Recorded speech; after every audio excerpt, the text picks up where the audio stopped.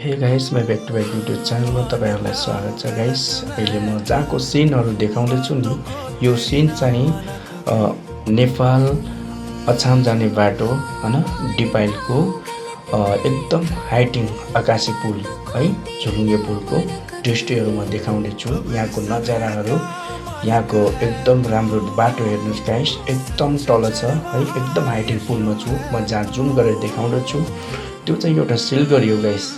यहाँ मेरो ड्राइभिङ गर्ने रिटर्निङ गर्ने गाडी हो। यो एरियामा म ड्राइभिङ गरिसकेको छु र गाइस एकदम सुन्दर अनि प्यारो मेरो देश। हेर त, जति हेरौँ त्यति राम्रो सुन्दरताले भरिएको अनि हरापा एकदम डाँडा पाखा एकदम हिउँ पर्ने ठाउँ गाइस। जहाँ मेरो अङ्ग्लो जाँदैछ त्यो ठाउँमा मेरो अङ्ग्लोहरू एकदम म देखाउँदैछु।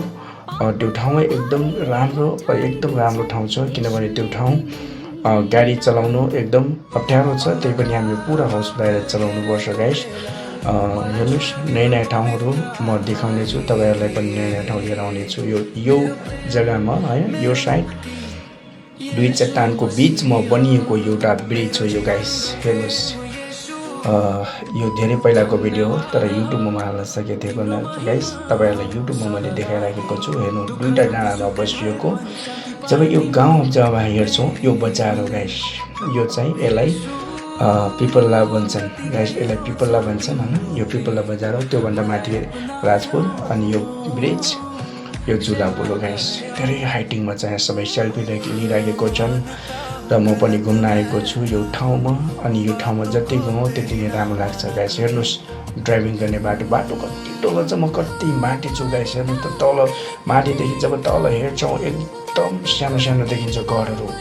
म अघिदेखि जुन नदी अहिले आउँदैछ गाइस, यो नदी सेती नदी हो। र यो नदीमा गाइस हामी सबभन्दा माथिको हाइटिङ ब्रिजमा छौँ। यो एकदम भाइरल पुल हो यो।